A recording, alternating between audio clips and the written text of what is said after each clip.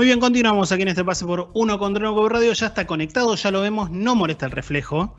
Y no vamos a comentar qué es lo que hablamos hoy después de enterarnos el resultado de anoche. Quedará. Pues me dijo, che, ahora ustedes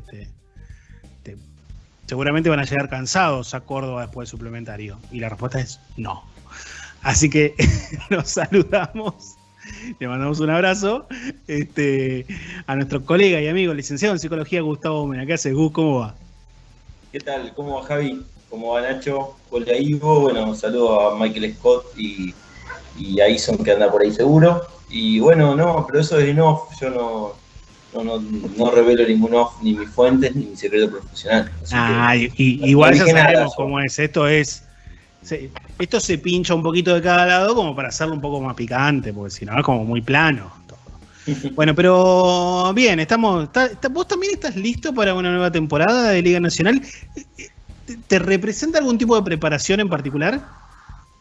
No, mira, fue más Super 20 lo usé para preparación, para diagnosticar un poco el grupo, para ver un poco cómo trabajar con cada uno, pero un grupo nuevo, un club nuevo, pero no, ahora es como que tranquilo, se hizo así como largo, fueron varios días, pero bueno, sirvió para también ir trabajando otras cosas que ahora cuando arranca la vorágine de la temporada es día a día, partido a partido, y bueno, hay que estar listo para estar ahí atento. O sea, la verdad que no, me alegra mucho esto de que se vuelva a jugar con público, el marco, noto que hay, a diferencia por ahí de otros años, hay como una manija buena en el sentido de que me parece que hay muchas ganas de ir a la cancha.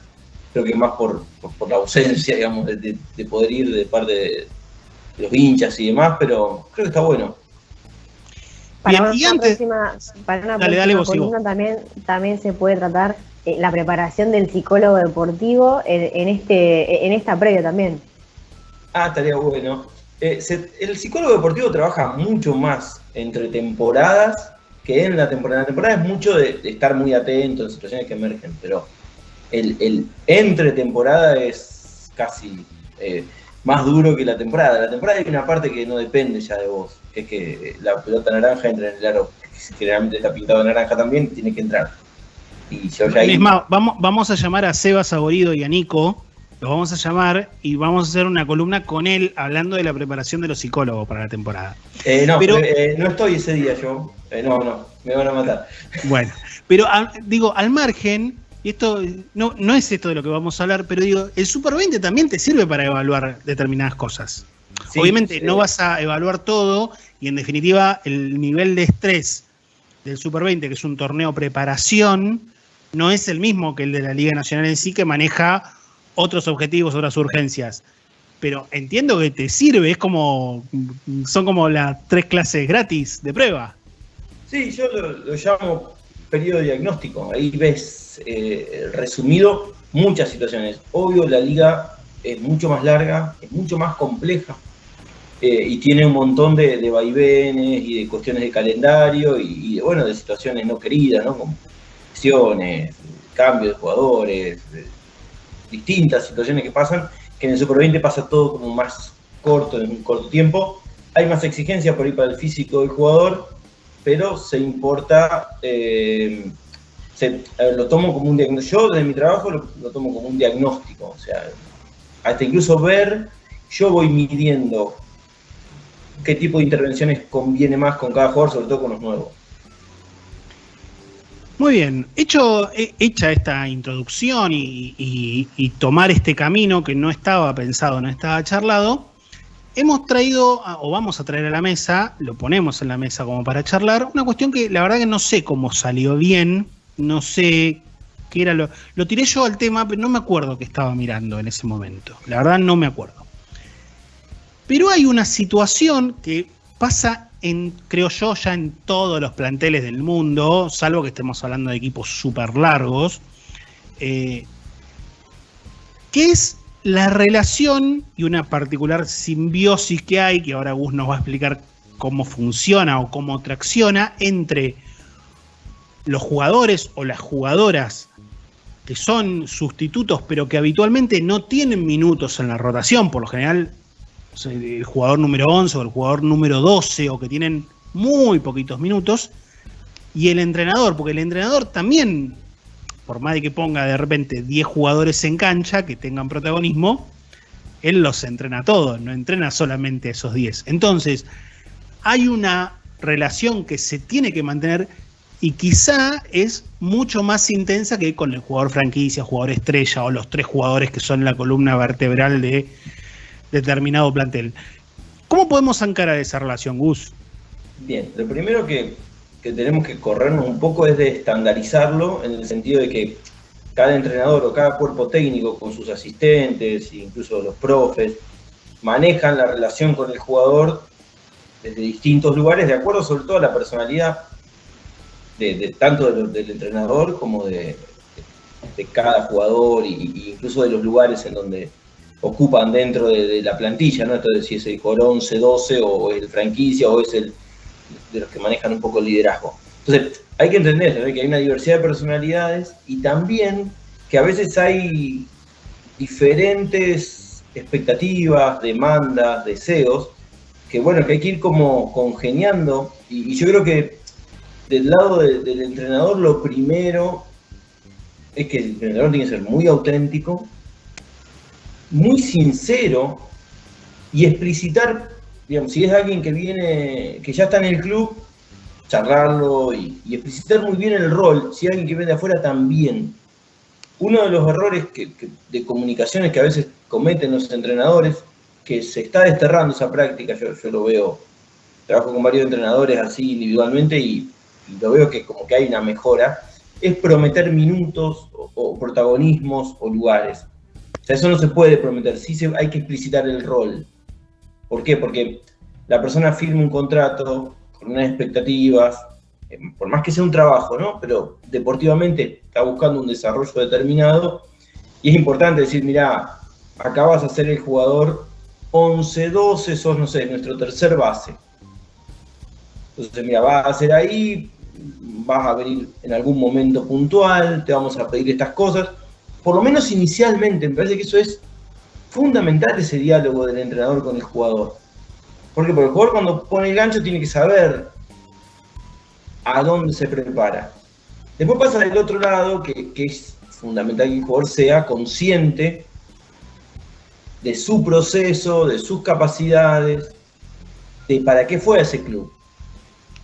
Digo, si vos te llama un club determinado para ser tercer base y al cuarto partido que jugaste 3 minutos estás como enojado, que no, bueno, hay algo que te dijeron que ibas a hacer el tercer base. Vos creías que podías, porque el jugador siempre cree que merece y puede un poco más, y está muy bien, yo prefiero esos jugadores. Ahora, hay que hacer de memoria y traer esto de, bueno, vine para esto, me trajeron para esto, este era mi rol, va a haber días que juegue más, va a haber días que juegue menos.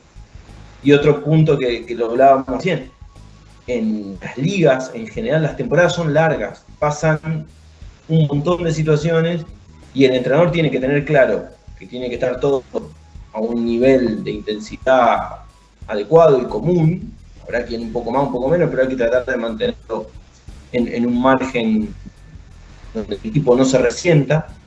Y también el jugador tiene que saber que tiene que estar preparado. ¿Por qué? Porque en algún momento le puede tocar, no sé, se me vino a la memoria ahora, no lo había preparado. Yo recuerdo haber estado en la cancha en la final de Olimpia Atenas de Córdoba en Venado Tuerto y lo cierra de base Mike Wilson, porque el base titular y el base suplente, o sea, en aquel momento Monteque y Victoriano, salen por fulles. Entonces ahí Seguí tenía que haber hecho magia para tener listo un pibe de atrás, y bueno, no, confió en Mike Wilson y Raki, la llevaron como pudieron, casi perdieron un par de pelotitas, pero zafó, salió bien. Pero es muy importante mantener eso, porque se van al suplementario y de golpe no puede jugar 5 minutos sin base. Por más que esté charlado también, ¿no? Me imagino que de todas formas tiene que haber también un trabajo como para poder mantener de alguna manera motivado al jugador para, a ver, pensando también que tiene que trabajar durante mucho tiempo y posiblemente no llegue a ver también esos minutos.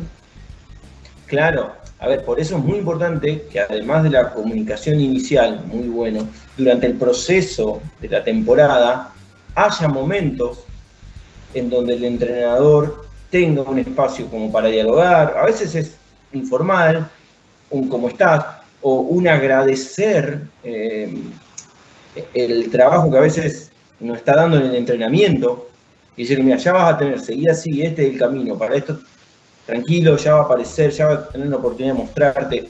Es decir, poder también valorar los pequeños aportes. Yo a veces trabajo mucho con esos jugadores y les digo siempre que los franquicias necesitan que hasta en la entrada en calor se la des bien.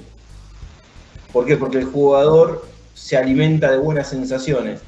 Y si en la entrada en calor, cuando están haciendo una bandeja o la volcada y vos se la tiraste a los tobillos y se tuvo que agachar o se la diste a una velocidad que no es la que necesita, evidentemente ya está generándole algo no acorde a lo que el equipo necesita. Y es desde ahí también. Y mientras hablabas de lo anterior, también no podía dejar de pensar en el caso de Huertel y el Barcelona. ¿Qué pasa en esos casos en el que el titular o uno de los protagonistas no cumple con las expectativas y termina siendo relegado? ¿Cómo sería el tratamiento ahí tuyo y obviamente el entrenador para con el jugador? Bien, hay una máxima que es que el básquet te pone o te saca solo, o sea, vos no estás teniendo un buen nivel. Primero, ningún entrenador que yo conozca, y creo que en ningún lado, va a ir en contra de su propio equipo. O sea, al que está bien lo va a sentar y lo va a mandar al fondo para que no juegue más. Entonces, y también hay que trabajar en la conciencia. Che, mira, te saco porque no estás dándonos para lo que trajimos y lo que el equipo necesita. Mirá, recuperate, laburá, no sé qué te pasa, a lo mejor en una situación familiar, personal, o no encuentra todavía su espacio. Y bueno, habrá que decir, bueno, no, mirá, y a lo mejor el jugador se quiere ir. ¿Por qué? Porque no está... Bueno, y a veces hay que sentarse, firmar y decir, bueno, mirá, te dejamos libre porque si el jugador no puede encontrar ese lugar de rol, ¿no? Ese cambio. Por eso también el diálogo tiene que ser durante la temporada. Porque si no encuentra ese lugar, termina generando un malestar. Hay que gestionar mucho eso. Porque el que está acostumbrado, siempre digo que son problemas de equipo grande, ¿no? El que está acostumbrado a jugar tanto, a tener protagonismo, también tiene otra situación con el error. Sabe que se puede equivocar porque va a tener varios minutos para recuperarse. Ahora, cuando el error, o un error continuo, o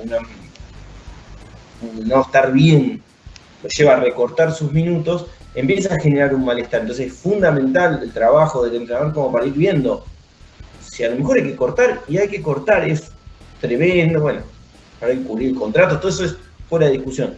Pero para el equipo a veces hay que decir, che, mira, hasta acá, gracias, pero mira, vos querés otra cosa, para nosotros no se han cumplido los objetivos, bueno, acá se separan los caminos, incluso es a veces lo mejor, aunque duela, pero siempre tiene que ser eso la última opción, siempre hay otras maneras, ¿no?, de encontrarle la vuelta.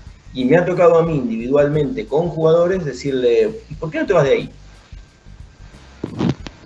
O sea, a ver, a veces es mucho tiempo recordar a qué fuiste.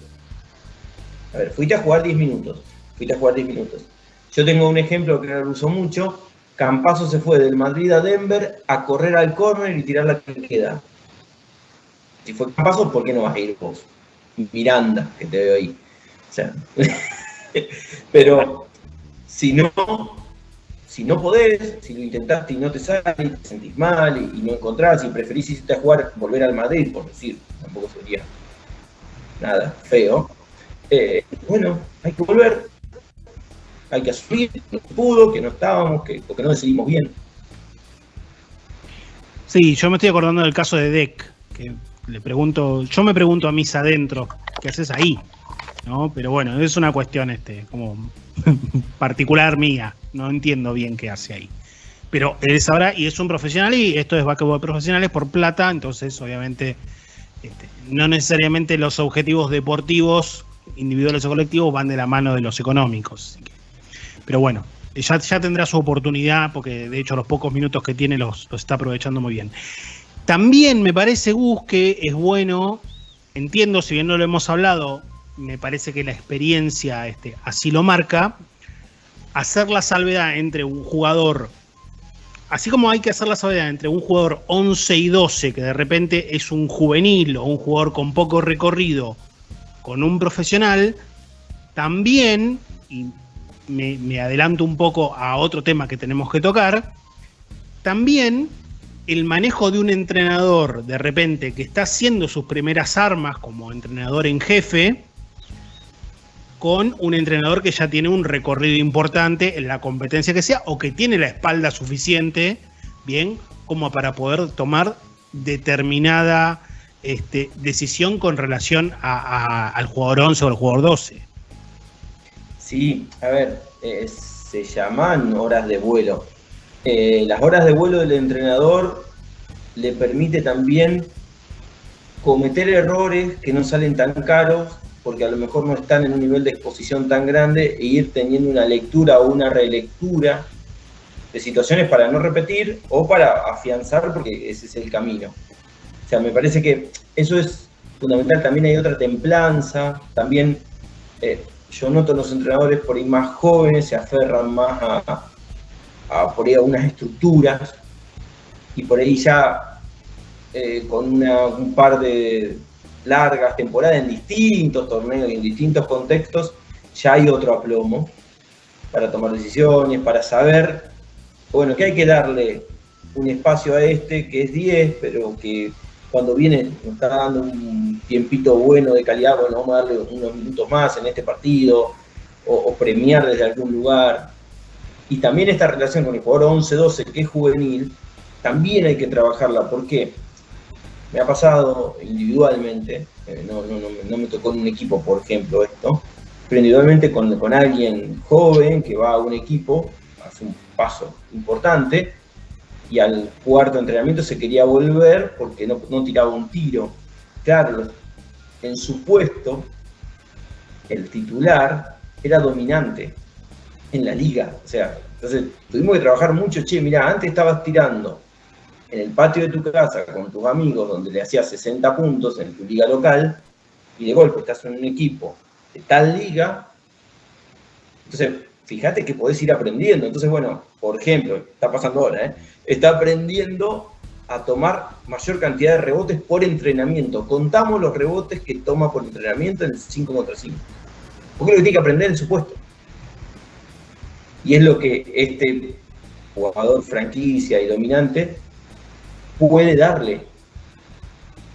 O sea, puede enseñarle a tomar 10 rebotes por partido tranquilamente. ¿Vale? Porque tiene las características para jugar ahí. No sé si me explico. Entonces es entender también que este lugar 11-12, en un proceso de un juvenil, es aprender otras cosas desde el entrenamiento. A ver, hasta cómo se cambian, a ir teniendo estos rituales de concentración, prejuego, viajar con el equipo, la alimentación, hasta el manejo de las redes. Aprovechando también lo que mencionaba Javi antes de la pregunta, me imagino que también, pensando por ejemplo en el caso de Dec, ¿no? que hace un par de días Sergio Hernández pasaba también por Acapurucu y mencionaba esto de la tranquilidad de Dec de saber que los minutos que no está teniendo no son en realidad por una cuestión de su rendimiento, sino que en realidad son más bien una decisión, en este caso de la franquicia, porque ni siquiera es algo puntual del juego. Y me parece que también esto debe ser bastante importante, ¿no? Para el jugador en estos casos, saber también las intenciones de cada uno de los actores que influyen también en lo que son los armados completos de los equipos. Sí, y entender que, sobre todo en las franquicias de NBA donde hay planificaciones que nos exceden a lo habitual que ocurre acá, es entender que, bueno, que vas a ser parte de un proyecto de reclutamiento, de proyección de jóvenes, de lo que fuere, y bueno, y hoy es tu lugar, y en ese lugar tenés que dar lo mejor. También es un crecimiento, que por ahí no lo vemos en punto, en rebotes, en lo personal también es un crecimiento, aprender a interpretar otros roles, jugar otros roles. Pero lo que vos decís, Ivo, que es, para mí la clave, es la clara comunicación.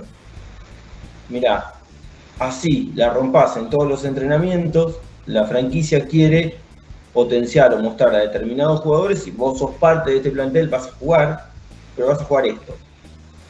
Entonces él elige, me quedo, me voy, o de acuerdo a los contratos y demás, pero es como que eso es fundamental, porque bueno, eso es así, como cuando en la NBA, que hay esos traspasos, esos días locos que cierran y que te dicen un día, anda para acá, te está preparando el avión y te no, te traspasó allá.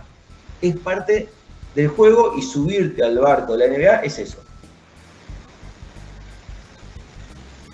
Y con respecto a los más chicos, generalmente la ansiedad puede jugarles una mala pasada, seguramente vos sabrás más de eso.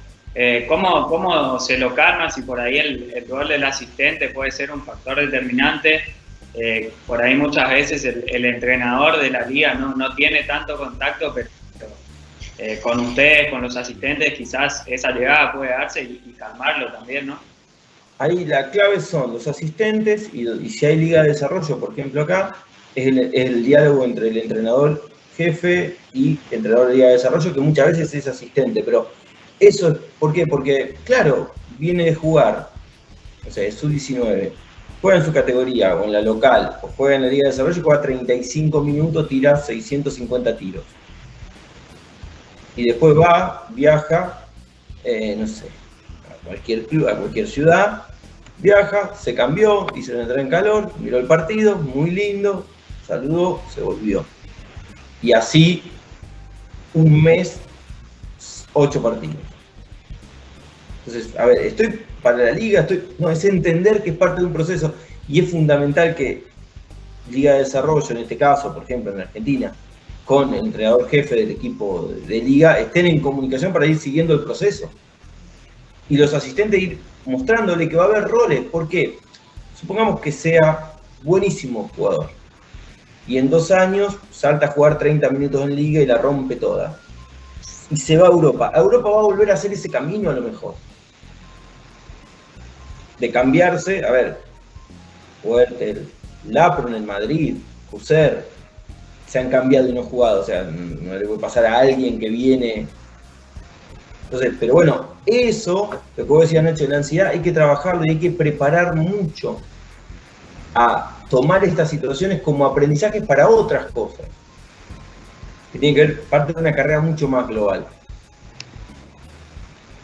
Bueno, sin ir más lejos, por ejemplo, ayer veíamos en el partido de San Lorenzo a Leandro Serminato, que ahora es un jugador importante, porque obviamente San Lorenzo no tiene los mismos planteles de otras temporadas, pero recién el año pasado pudo tener minutos en una final, y es un jugador que es multicampeón con San Lorenzo. Sin embargo, muchas veces estuvo dentro de los planteles y no participó, no tuvo ni un solo minuto en la final hasta la temporada pasada, recién, en la que ganó bajo la dirección de Silvio Santander.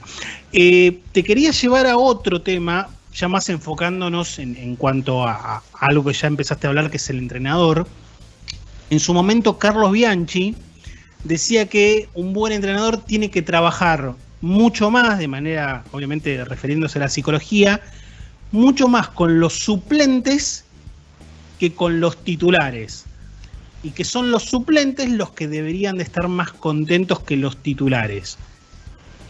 ¿Cuánto de esto crees que hay de verdad o tiene de razón Bianchi? Y en cuánto lo podemos aplicar justamente al foco de nuestro tema de hoy, a los jugadores 11 y 12. Bien, para mí la diferencia entre titulares y suplentes es distinta.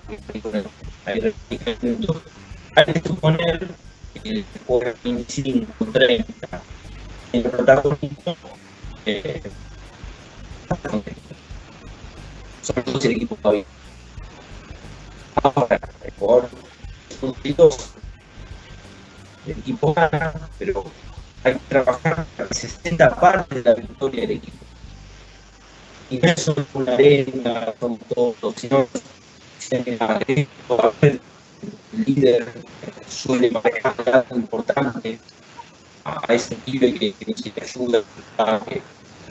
Me parece que es fundamental el trabajo entre los asistentes para que sean parte, incluso hasta yo marco lo que pasa en el tren, me parece fundamental. Fundamental. O sea, porque ya es una manera de decir estoy acá, o aventar, o eso es parte de sentirte parte. Habría que preguntarle a Leandro cuánto aprendió en todas las temporadas, donde aparentemente no tenía protagonismo, no entraba, y probablemente aprendió mucho. Bueno, siguiendo también un poco en este caso con cómo sería el trabajo del entrenador, te pregunto si también te ha pasado quizá de un entrenador que te cuente de alguna manera, o a ver, en realidad también de cómo se va manejando un entrenador, si le pesa también esto de saber que tiene jugadores, buenos jugadores también en el banco, jugadores que no está utilizando, como podría llegar a ser el caso de Deck, más allá de que en este caso también se sabe que no es puntualmente el jugador 11 o 12 dentro del equipo, pero esto de saber que tiene jugadores, buenos jugadores puntualmente, pero que no está aprovechando o no les está dando también los minutos que podría tener ese jugador en cualquier otro equipo. Sí, los entrenadores actuales en general miran mucho eso, miran mucho ese. Ya no como un problema en sí, pero sí como un chico cada vez que entra las cosas buenas para el equipo, bueno, hay que ver dónde lo meto, hay que estar más atento, a lo mejor no desgastar tanto a tal jugador en determinadas situaciones que a lo mejor no es necesario. Sí, sobre todo en lo artesanal del día a día del entrenador, el entrenador va mirando lo que cada jugador da, se nota mucho. Entonces, también va viendo lugares que si el entrenador encuentra y le da, se está pidiendo un poco más de pista. Y también hay entrenadores, al principio de año, se da un jugador, mira, en el grande del grupo argentino, va a Argentina con el entrenador. Gus, Sí. paremos un segundito porque te estamos escuchando muy entrecortado y no quiero que se pierda el concepto, así que ahí te volvemos a enganchar, a ver si podemos mejorar un poco la comunicación, que el tema está bueno y amerita que se escuche y que se vea como corresponde, así que lo volvemos a enganchar a Gustavo. Pero bueno, estábamos hablando justamente de si en definitiva los entrenadores tienen que trabajar a nivel psicológico mucho más con aquellos que habitualmente no son titulares o que tienen menos tiempo de juego en cancha, que da lo mismo con quién trabaje o de la manera que trabaje, si son 12, si son 15, uno entiende que tiene que hacer un poco más de foco con aquellos que de repente tienen menos minutos de juego, o que están arrancando, o que por algún motivo especialmente técnico o táctico se encuentran marginados. Ahí vamos a tratar de reconectarlo a Gustavo, a ver si se puede meter y podemos seguir. A ver, Gus, ahora, si te tenemos, ahí está, mirá vos. De dispositivo al toque, a ver qué pasa. Ahí estamos, ahora estamos no sé si será casi la perfecto. Bueno, a ver, Ivo, vamos a repetir la pregunta por las dudas como para no perder nada. Bien, a ver, preguntaba entonces, pensando ya en este caso lo que sería también el trabajo con el entrenador, si crees que de alguna manera también medio que le pesa en algún punto esto de no utilizar a todos los jugadores, pensando también que muchas veces se sabe que hay buenos jugadores dentro de los equipos, porque de hecho también imagino que nadie mejor que un entrenador debe saber también lo que pierde un jugador con esta falta de minutos, ¿no? Sí, a ver, los entrenadores en general ven todo, o sea, son bastantes observadores y atentos a estas cosas. Cuando hay, digamos, alguien que viene pidiendo minutos por su intensidad o por lo que está brindando el equipo, suelen cuestionárselo y buscarle algún lugar más, ¿no? Y empiezan a ver, para no desgastar por ahí aún mucho más tiempo, van buscando espacios para meterlo en la rotación. Eso en general. Y otro, que también me ha pasado y me parece honestísimo de parte del entrenador, es quien le dice, mira, te conviene por ahí ir a Liga Argentina, hacer un recorrido ahí, seguir tu tu desarrollo y el año que viene vas a tener más protagonismo. Y a veces primero es muy honesto, es pensar en el desarrollo del jugador y también es no prometer algo que después no se cumple.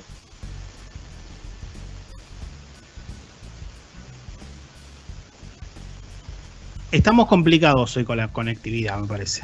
Pero, a ver, ahí volviste, Gus. Cerrá la idea porque te quedaste justo congelado como si te hubiesen pitado la quinta en ataque.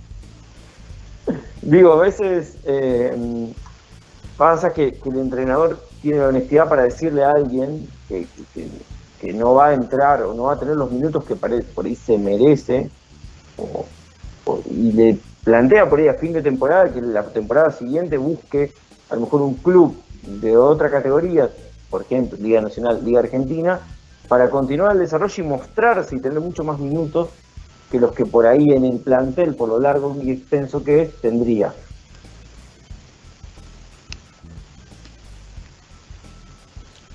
¿Nacho?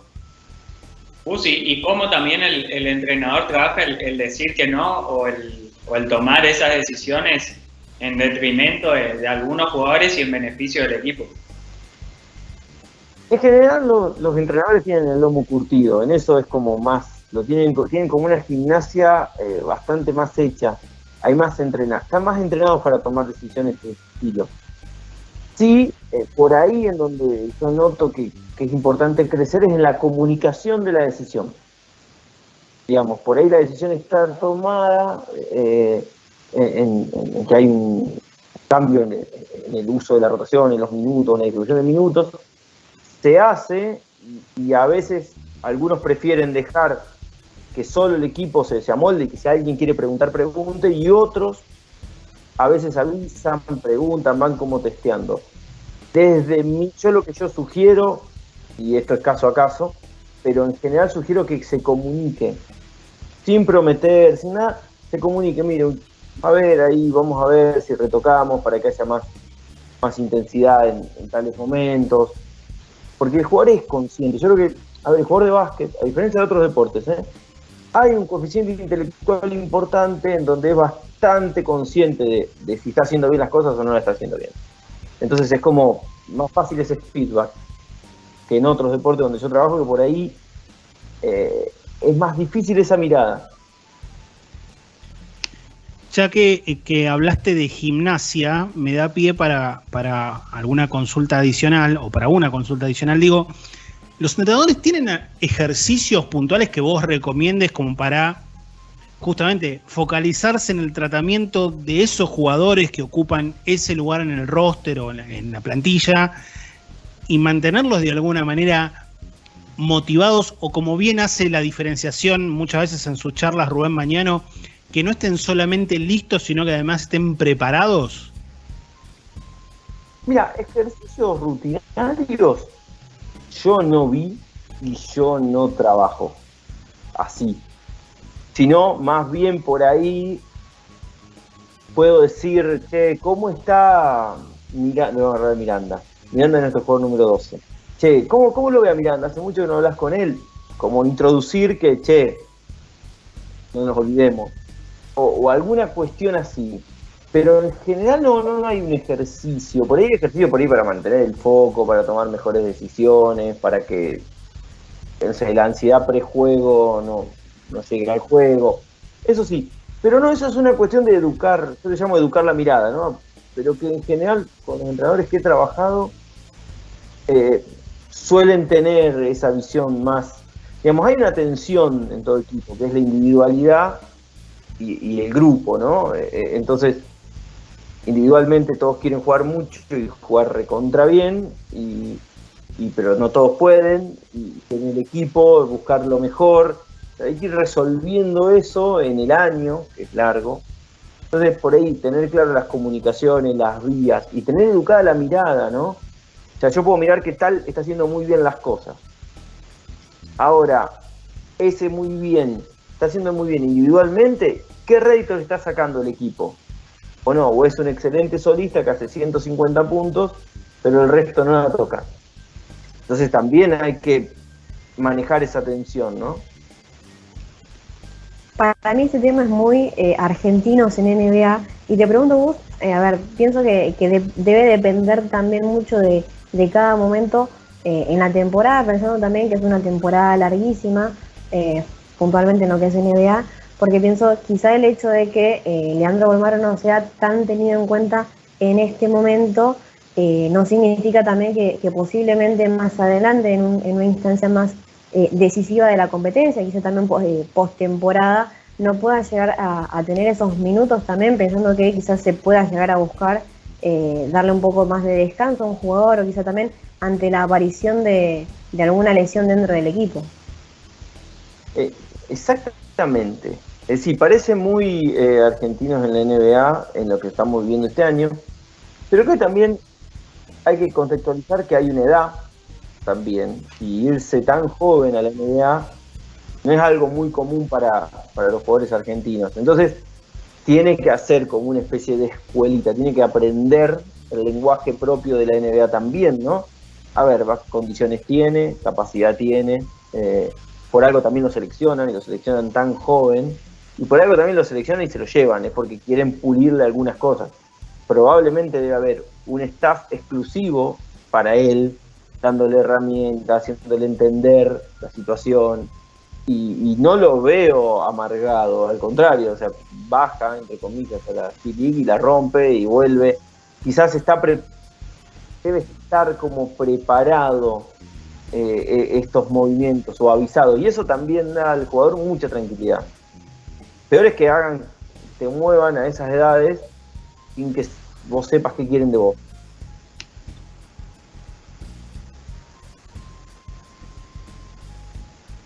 Y con respecto también me quedó picando eso del entrenador y el decir que no. Llega un momento en que el entrenador se cuestiona internamente, te lo hace llegar a vos o demás, o ya lo tiene totalmente incorporado. No, a veces algunos preguntan, a veces algunos van como buscando también otras opiniones dentro del cuerpo técnico, y otros no, otros comunican de manera, pero no por impulso, sino es algo que, mira, estuvimos pensando, vieron, bueno, listo, esto va a pasar así, o se produce este corte en el equipo, o este cambio, y mira, ya está, me decidí, lo estuve analizando. Yo lo he hablado con otros colegas, por ejemplo, que le ha tocado temporadas en donde hubo mucha rotación de jugadores, en donde ellos trabajaban y por ahí me decían, hay que abrir lugar en el grupo. Por eso es muy importante ir sabiendo los movimientos. Bueno, también es parte de los trabajos de la psicología deportiva, pensar en el grupo, pero no, a ver, no vamos a tener a alguien solo porque sea buenos mates, digamos, hablando mal y pronto. Pero sí saber que cualquier decisión se toma a favor del equipo, va a hacer algún movimiento en el grupo. Puede salir muy bien, como no puede salir tan bien. Pero bueno, también es ver qué se necesita. Y además, siempre el eje no es el buen grupo, es que el equipo en profesionalismo gane.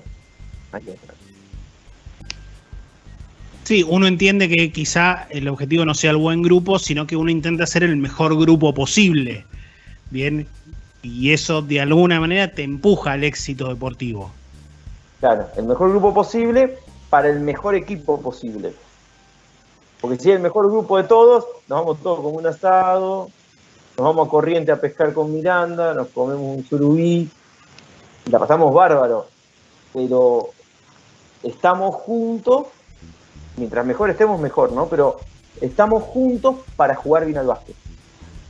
Yo entiendo que también esa concepción de el mejor grupo posible, bien, para obtener un resultado deportivo, de alguna manera invita a empujar a esos jugadores 11 y 12 a ocupar espacios de protagonismo en cuestiones que quizá estén, no sé si descuidadas, pero que a veces no se tomen tan en cuenta. Digo, el jugador 11 y 12 pueden ser, dentro de las herramientas con las que cuentan, los mejores jugadores 11 y 12 a la hora de entrenar.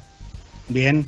Entonces, bueno, uno sabe que tiene dos tipos de fierro que ayudan al tirador a una sesión de 500 tiros. Bien, y saben que el 11 y 12 son lo suficientemente ordenados tácticamente como para replicar el sistema de un rival. Me parece que también va por ahí y que eso muchas veces ayuda a esos jugadores 11 y 12 a ir ganándose de a poquito un lugar. Creo que también el pensamiento de esos jugadores, especialmente si son jóvenes, en los casos de éxito tiende a ir por ese lado. Sí, aparte crean dos cosas. Para la individualidad del jugador joven, crecen y aprenden un montón. Se desarrollan en un montón de cosas que por ahí, en otros ámbitos, no se desarrollarían. Pero también para el equipo, también lo he hablado mucho con colegas, crean buenas sensaciones de equipo. O sea, que el juvenil 12 se quede a tirar o a pasarle la pelota al grande que tira 500 tiros después de cada entrenamiento y hasta, no sé, mire, pregunte o se queden charlando, crea buenas sensaciones colectivas. O sea, habla también de un equipo. Recién hablábamos también, la situación en este caso también de Leandro Bolmaro, y te pregunto, Gus, pensando también que es un chico que vivió en este último tiempo un montón de situaciones distintas, ¿no? Siendo también noticia en todos lados con esto de haber sido el drafteado en la posición más alta en cuanto a los jugadores argentinos, mucha impaciencia también por parte del público argentino, obviamente, queriéndolo ver en la NBA. Y te pregunto también, porque imagino, en base también a lo que uno puede ver en las redes, que también le llega un poquito esa impaciencia a los jugadores, esto de toda la gente justamente pidiendo, que entre, o como en este partido donde Minnesota está ganando por mucha diferencia, cómo no tiene unos minutos, cómo se maneja también eso para con el jugador. Yo lo primero que te diría es que por ahí es más un problema nuestro de los hinchas que del jugador profesional preparado para esto. Que le afecte probablemente tiene que ver con aprender que todos los que estamos afuera no sabemos del proceso individual que el jugador está haciendo. Entonces por ahí también es un proceso de crecimiento de aprender a filtrar. Porque, a ver, yo no sé, hay un cierre de un equipo en el cual yo no estoy. O a veces me pasa con equipos donde yo estoy, que yo no estoy ahí presente. Y el entrenador cierra con tal y tal. Yo digo, ¿por qué cerró con tal y tal si yo cerraría con otro? A ver, yo no sé nada de básquet en relación a la gente que toma esas decisiones. Pero cuando preguntas, entendés por qué. Entonces, por ahí Leandro debe saber y debe tener las razones por las cuales no irse atrás de la euforia nuestra que esperamos cada vez que juega con Twitter en mano, ponelo, dale. Es como que es más nuestro, me parece. Si al jugador le afecta o no, tiene que trabajarlo él. Hay que trabajar para que no le afecte ni lo muy bueno, ni lo despampanante, ni el super éxito, ni cuando te toca ser el jugador 12, o ni ser 12, ser 13, 14. Se me viene la imagen de Felipe Reyes, La Provítola y Cuser sentados en el costadito atrás del aro en el Madrid, y digo, si estos tipos se sientan ahí y están, como alguien de 19, de 20, de 22 o de 17 no puede estar sentado ahí y tirando, digamos, por el bien del equipo.